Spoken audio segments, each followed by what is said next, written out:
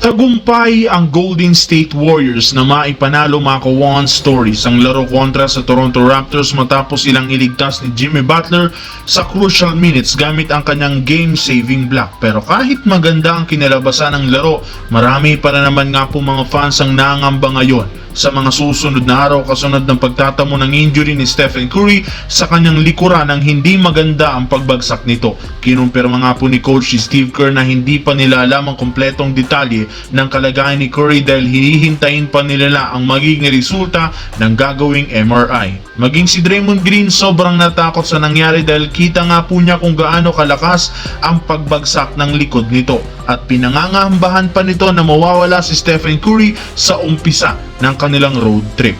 Para nga sa kaalaman ng lahat mga ka-One Stories, magkakaroon ng Golden State ng 6-game road trip sa huling linggo ng Marso hanggang sa unang linggo ng Abril.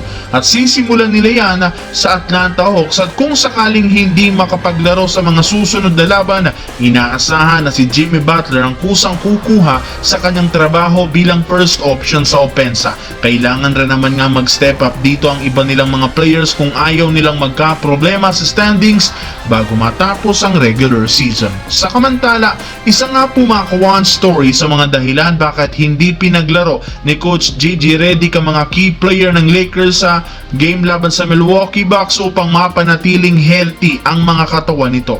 Kagagaling pa lang naman sa tatlong magkakasunod na back-to-back games ngayong linggo kaya deserve ng mga players na makapagpahinga ng maayos lalo pat papalapit na ang playoffs at ayaw nilang magtamo pa ang mga ito ng injury. Bukod dyan, nasa plano rin naman ang coaching staff ng Lakers na ibalik sa dati ang starting lineup sa inaasahang pagbabalik muli ni na LeBron James at Rui Hachimura. Kinumpirma nga po ni Coach JJ Redick na kapag wala na nga pong naging aberya, inaasahan na makakabalik na ang dalawang ito next game laban sa Chicago Bulls at makakasama silang muli sa starting five kasama sina Luka Doncic, Austin Reeves at Jackson Hayes. Kaya eto na ang unang pagkakataong makukumpleto muli ang starting lineup simula nang magtamo ng injury sina Rui Hachimura at LeBron James.